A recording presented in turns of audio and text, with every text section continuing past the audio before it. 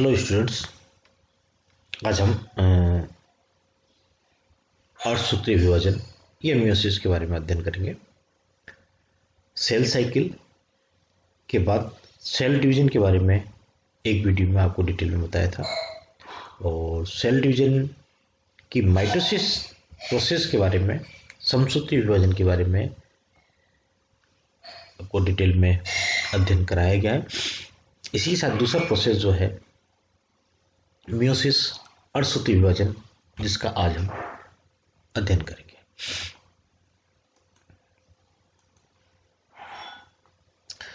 Meiosis या अर्धसूत्रीय विभाजन ये भी एक प्रकार का सेल डिवीजन है, और कहाँ संपन्न होता है? गैमेट सेल्स में। युग्मक जहां बनते हैं वहां ये होता है। There is a single DNA replication.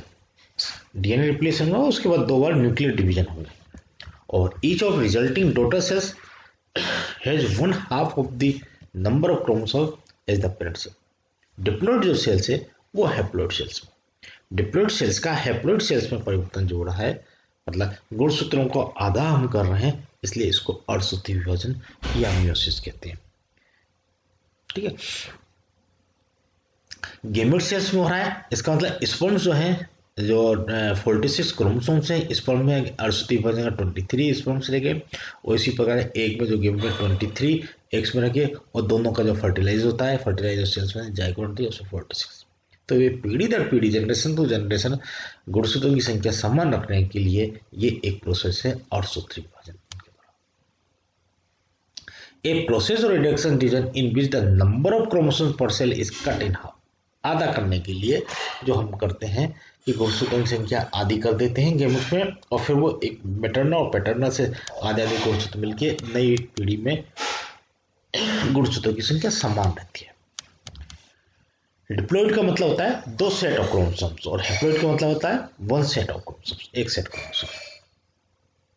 यहाँ एक इंपॉर्टेंट टर्म्स आती है जिसको जान लेना, समझ लेना बहुत जरूरी है। होमोलोगस, समजात गुणसूत्र। समजात का मतलब होता है कि ऐसे क्रोमोसोम जो corresponding chromosome from the opposite sex pairs. ठीक है, एक मैटरनल और एक पैटर्नल से जो समान गुणसूत्र आते हैं वो होमोलोगस कहते हैं। और ये होमोलोगस क्रोमोसोम जो हैं ये शेप में, पोजीशन में और इंफॉर्मेशन में, but not identical to each, समान होंगे लेकिन आइडेंटिकल एकदम नहीं। देखिए किस प्रकार से है कि होमोलोगस पेयर ऑफ क्रोमोसोम्स, ठीक, पैटर्नल ये आया, मैटरनल ये आया, ठीक है, ये दोनों समान होंगे, इनका रेप्लिकेशन होगा तो होमोलोगस पेयर ऑफ क्रोमोसोम, ये सिस्टर क्रोमैटिड से इसके उनके सिस्टर क्रोमैटिड दोनों समान है, इनकी पोजीशन, लोकेशंस और वो टाइप समान होगी, इसलिए ये होमोलोगस समान गुणसूत्र समान एक साथ पेयरिंग करेंगे होमोलोगस क्रोमोसोम।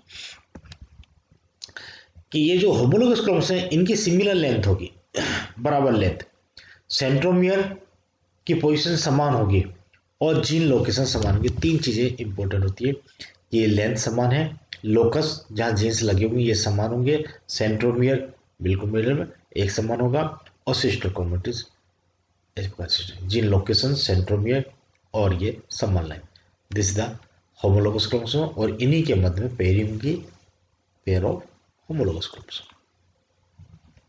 कुछ टर्म्स आती हैं इसमें, जैसे सिनेप्सिस, कंडीशन ऑफ क्रोमोसोम्स है, जब क्रोमोसोम्स आपस में पेयरिंग कर लेते हैं उसको सिनेप्सिस कहते हैं। बाइवेलेंट होमोलोगस क्रोमोसोम जो है वो बाइवेलेंट होती है, ठीक है। टेट्राड, जब homologous chromosome that have 4 chromatids उसको हम कहते हैं tetrad. Sister chromatid, chromatid from same homologous chromosomes, एक ही क्रोमोसोम्स की जो क्रोमैटिड है वो सिस्टर क्रोमैटिड है। और कैजमा वो पॉइंट है जहां क्रॉसिंग ओवर होता है, इसको हम कैजमेटा कहते हैं। क्रॉसिंग ओवर प्रोसेस इसमें आएगा कि ये होमोलोगस क्रोमोसोम है, इनकी नॉन सिस्टर क्रोमैटिड से आपस में पेयरिंग कर जीन्स का एक्सचेंज कर लेती है, इस प्रकार से जीन का एक्सचेंज कर लेती है, ये क्रॉसिंग ओवर कहलाता है। Process in which homologous chromosomes exchange portion of their chromatids during meiosis. ये मियोसिस में प्रोफेज में ही इम्पोर्टेंट फिनोमेना है कि यहाँ हमने देखा है कि इसमें ABCDE कैपिटल में और ये स्मॉल में है, तो यहाँ एक्सचेंज हो गया, तो कैपिटल AB के बाद CDE इस प्रकार के जिन का आ गया, और यहाँ स्मॉल a और b के बाद CDE है, तो ये टुकड़ा टूट के इधर और इसका टुकड़ा टूट के इधर जिन का एक्सचेंज हो गया, ये कहलाता है क्रॉसिंग ओवर। प्रोफेज फर्स्ट, जब हम प्रोसेस की बात करें मियोसिस की, तो मियोसिस में मियोसिस फर्स्ट और मियोसिस सेकंड दो प्रोसेस थे। मियोसिस फर्स्ट में सेपरेट होमोलोगस क्रोमोसोम्स होंगे और produce two cell with haploid chromosome number, ठीक है, हैप्लॉइड क्रोमोसोम नंबर होंगे, और इसी का हैप्लॉइड क्रोमोसोम्स की संख्या आधी इसी मियोसिस फर्स्ट में की जाती है, इसलिए इसको कहते हैं रिडक्शनल डिवीजन। बड़ा इंपॉर्टेंट है कि meiosis first consist of 4 stage, prophase first, metaphase, anaphase first and telophase first, जिसमें ये प्रोफेज फर्स्ट जो है sorry this is the longest in duration, सबसे लंबी प्रोसेस है प्रोसेस, और ये 85 to 90% ऑफ टोटल टाइम यही लेती है, और मोस्ट कॉम्प्लेक्स सारा प्रोसेस इसी में हो रहा है। और इसको हम डिवाइड करते हैं, पिछली कक्षा में भी जान के आके कि इनको 5 स्टेज में डिवाइड करते हैं प्रोफेज फर्स्ट को, लेप्टोटीन, जाइगोटीन, पेकाइटिन, डिप्लोटीन और डाइकाइनेज। इन पांचों स्टेज में किस प्रकार से कौन कौन से प्रोसेस होंगे, ये आपके यहाँ आप देख सकते हैं कि लेप्टोटीन, जाइगोटीन, पेकाइटिन, डिप्लोटीन, काइनेसिस, ये 5 स्टेज हैं, और इस 5 स्टेज में पहली स्टेज हम लेके चलते हैं। The first stage of prophase is called leptotene और लेप्टोनेमा। इसमें क्या होगा कि जितने भी क्रोमोसोम्स है वो कंडेंस संघनित होने लग जाते हैं, जिसके कारण ये विजिबल हो जाएंगे और फाइन थ्रेड के रूप ये विजिबल होने लग जाएंगे, पहला। दूसरा कि न्यूक्लियर वॉल्यूम जो है वो इंक्रीज होने लगेगा, ठीक है। A process of homologous which is essential to the initial pairing of homologous begin to, कि इसमें अब जो होमोलोगस क्रोमोसोम है वो आपस में एक दूसरे के पास आने लग जाएंगे, सेंट्रियोल्स 2 पेयर्स हो जाएगा सेल, ठीक है। लेप्टोटीन स्टेज में, जाइगोटीन स्टेज में, जिसे जाइगोनेमा भी कहते हैं, कि इस स्टेज में इनिशिएशन ऑफ पेयरिंग होने लग जाएगी बिटवीन सिमिलर जो होमोलोगस क्रोमोसोम है उनके बीच में, और स्टेज एंड होते होते ये पेयरिंग कंप्लीट होगी, pairing between homologous chromosome. The process of pairing, जो इनका आपस में पेयर बनाना है, at end to end between homologous chromosome is known as synapsis, इसको कहते हैं सिनेप्सिस। मतलब जाइगोटीन स्टेज कंप्लीट होते होते सिनेप्सिस का प्रोसेस हो जाता है और ये होमोलोगस डायोड बन जाते हैं। जबकि ये द सिनेप्टोनोमल कॉम्प्लेक्स जो बना है this zygotene, the completion of zygotene the pair homologous take the form of bivalent pairing between, इनके पेयरिंग होंगे। The number of bivalent in each species is equal to the haploid, जितने भी haploid number हैं उसके equal ये bivalent रहते हैं। तीसरी स्टेज आती है पेकाइनेमा, ठीक है। इसमें सिनेप्सिस कंप्लीट हो चुकी होती है, यहां तक आते हैं सिनेप्सिस कंप्लीट, ये होमोलोगस क्रोमोसोम, और दो होमोलोगस जो हैं bivalent appear to be attached with each other at one or more point, this attachment are known as कैप्टा। अब ये आपस में एक दूसरे से बाइवेलेंट या टेट्रा जो क्रोमोसोम्स है ये एक दूसरे से टच कर जाते हैं और ये कैचमेटा या जीन का एक्सचेंज जहां से होगा वो कैचमेटा। क्रॉसिंग ओवर यहां होगा, प्रेसाइज ब्रेकिंग होगा, स्वेपिंग होगा, reunion between two non sister chromatids के बीच में crossover make new genes combination and which are an important source of genetic variation in population. ये क्रॉसिंग ओवर से ही न्यू कॉम्बिनेशन बनेगा और जेनेटिक वेरिएशन नई पॉपुलेशन में देखने को मिलता है। डिप्लोटीन स्टेज में डीएनए रिकॉम्बिनेशन इस कंप्लीट हो जाएगा और क्रोमेटिड कंटिन्यू टू शॉर्टन। अब ये क्रोमेटिड छोटी होने लग जाएंगी और थिकन होने लग जाएंगी और the chromatid group is called a tetrad. 4 sister chromatid जो है अब ये टेट्राड के रूप में हमें देखने को मिलेगा। कैचमेटा उसमें होंगे। The synaptonemal complex begin to break down. अब ये सिनेप्टोनोबल जो कॉम्प्लेक्स बना है वो टूटने लगेगा डिप्लोइड स्टेज में। और पेयर्ड क्रोमेटिड जो है pull apart causing the strand to the separate longitude में, लंबाई में ये अलग अलग होने लग जाते हैं। और chiasmata tend to become terminalize as the meiotic prophase continues, ये टर्मिनलाइज करने की कोशिश कर रहा है। डाइकेनेसिस प्रोफेज फर्स्ट की लास्ट स्टेज आती है डाइकेनेसिस। यहां आते आते क्रोमोसोम जो है वो छोटे हो जाते हैं और मोटे हो जाते हैं, क्योंकि कंडेंसेशन फिर दोबारा प्रारंभ हो जाता है और जो न्यूक्लियस है न्यूक्लियर मेम्ब्रेन डिसअपियर हो जाती है। The spindle apparatus become organize, ये स्पिंडल एपरेटस ऑर्गेनाइज हो गया, स्पिंडल फाइबर बन जाएंगे और ये the centroid migrate away from one another, एक दूसरे कोण पर जाएंगे, न्यूक्लियस डिसअपियर हो जाएगी और एक कंडेंस हो जाएंगे, थिकर हो जाएंगे। अब ये मेटाफेज स्टेज के लिए रेडी हो गए। जो स्टेज अगली आएगी वो मेटाफेज स्टेज आएगी और उस मेटाफेज स्टेज में यहाँ कि प्रोफेज के बारे में हमने जान लिया था और ये प्रोफेज फर्स्ट इस क्रोमोसोम विजिबल होंगे, क्रॉसिंग ओवर होगा, सेंट्रो मूवमेंट होगा, स्पिंडल माइक्रोट्यूब्यूल्स फॉर्मेशन होगा, न्यूक्लियर एनवेलप ब्रेकडाउन होगा, न्यूक्लियर डिसअपियर अकर इन माइटोसिस और लेट होमोलोगस क्रोमोसोम्स का पेयरिंग हो जाएगा। और इस प्रकार से ये दो होमोलोगस क्रोमोसोम्स हैं, इन दोनों नॉन सिस्टर क्रोमेटिड से पेयरिंग होगी और पेयरिंग होगी ये एक्सचेंज हो जाएगा इस प्रकार से। तो ये बाइवेलेंट दो क्रोमोसोम्स हम लोग अलग अलग फिर सेपरेट हो गया। नेक्स्ट स्टेज आती है मेटाफेज फर्स्ट। अब इसमें जो होमोलोगस क्रोमोसोम्स है are arranged on metaphase plate पे अरेंज होंगे। बोथ क्रोमेटिड और homologous are attached to kinetochore, kinetochore जैसे ये जुड़े होते हैं। Microtubules from one pole, those of the other homologous are attached to microtubules from the opposite kinetochore, दोनों अलग अलग जुड़ जाते हैं।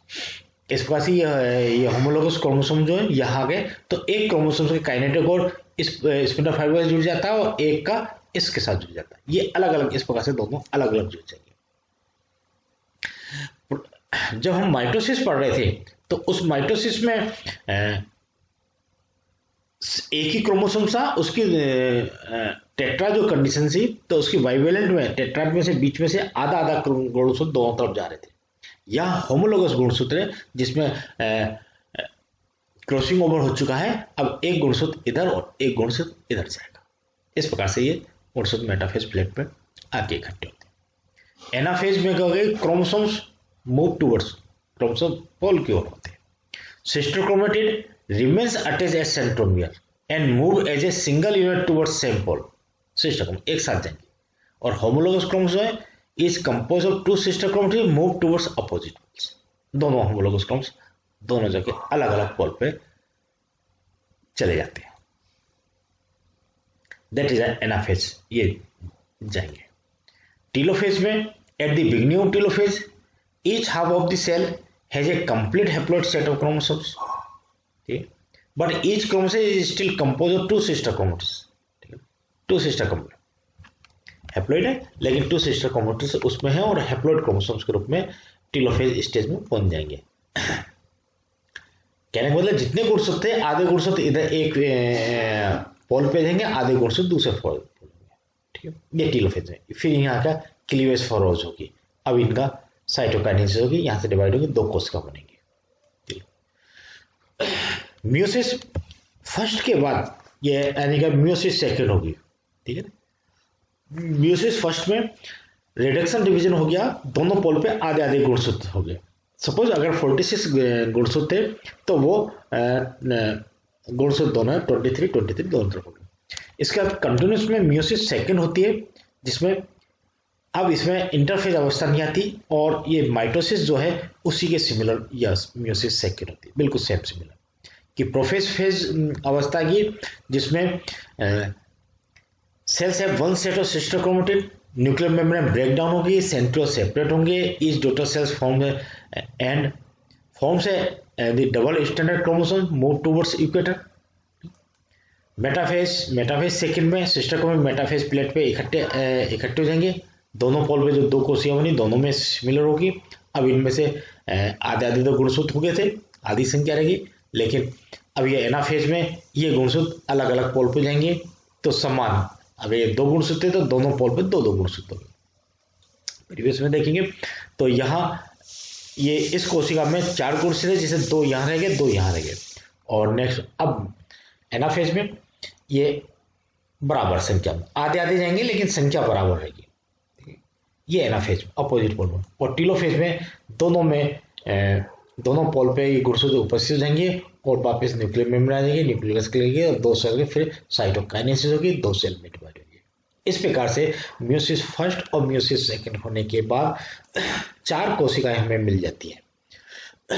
इंटरफेज अवस्था, meiosis first, prophase, meiosis metaphase first, metaphase anaphase first और टीलोफेज फर्स्ट। इस प्रकार से ये 2 अवस्था, और 2 के बाद ये दोनों कोशिका 2 से ये दोनों में डबल होगा, ये 4 कोशिका। तो मियोसिस सेकंड में प्रोफेज सेकंड होगी, दोनों में हो रहा है, मेटाफेज सेकंड, एनाफेज सेकंड और टीलोफेज सेकंड। इस प्रकार से हमें 4 कोशिका मिलती हैं जिनमें गुणसूत्र की संख्या आधी होती है। चारों में समान होगी लेकिन पेरेंट्स कोशिका से आधी गुणसूत्र होगी, आधी। This is the meiosis division. Meiosis first reduction division और मियोसिस सेकंड समान सूत्र विभाजन माइटोसिस अवस्था। ये इस प्रकार से मियोसिस सेकंड कंप्लीट हो जाती है। एक यहाँ बड़ी इंपॉर्टेंट टर्म्स आती है नॉन डिस्जंक्शन, ठीक है। Non disjunction is the failure of homologous chromosome or sister chromatin to separate unit. जब सिस्टर क्रोमैटिन होमोलोगस क्रोमोसोम वो सेपरेट होते हैं मियोसिस के ना, तो जब सेपरेट नहीं हो पाते तो इसको कहते हैं नॉन डिस्जंक्शन। और इसके कारण production of zygote with abnormal chromosomes number, इसके कारण वो क्रोमोसोम्स नंबर बिगड़ जाता है। And abnormal chromosomes number is damaging to the offspring, और आने वाली पीढ़ी में कोई ना कोई रोग उत्पन्न करता है। Impact of non distinction, the first is called monosomy, monosomy रहता, the second is called trisomy, कि मतलब एक सेल में गुणसूत्र की संख्या सिंगल रहेगी और दूसरे में एक संख्या ज्यादा बन गई। If an organism has trisomy 18, it has 3 chromosome in the 18वें सेट का 3 क्रोमोसोम ट्राइसोमी। 21वां जो क्रोमोसोम उसके 3 क्रोमोसोम जाती है। मोनोसोमी में monosomy 23 has only 1 chromosome in the 23 से, केवल 1 क्रोमोसोम रह जाता है। इस प्रकार से ये नॉन डिस्टिंक्शन होता है, मतलब उनका बंटवारा जो है वो सही ढंग से नहीं हो पाता, दोनों कोशिका बराबर बराबर नहीं जा पाते, किसी में कम और किसी में ज्यादा हो जाना, ये इसका इम्पैक्ट है। कॉमन नॉन डिस्टिंक्शन डिसऑर्डर हो गए डाउन सिंड्रोम, जो ट्राइसोमी 21 की ट्राइसोमी है वो डाउन सिंड्रोम करती है। इस प्रकार मोनोसोमी 23 की हो जाए तो टर्नर सिंड्रोम हो जाता है, और क्लिनफेल्टर सिंड्रोम है ट्राइसोमी 23 ट्राइसोमी XXY, इसमें X क्रोमोसोम एक्स्ट्रा हो गया, ट्राइसोमी X जाए क्लिनफेल्टर, मतलब मेल में एक X क्रोमोसोम। एडवर्ड ट्राइसोमी 8, ये कुछ है जिसमें डिवीजन सही ढंग से ना होने से, बंटवारा सही ढंग से ना होने से ये इस प्रकार के सिंड्रोम्स या डिजीज उत्पन्न हो जाती है। Okay, thank you.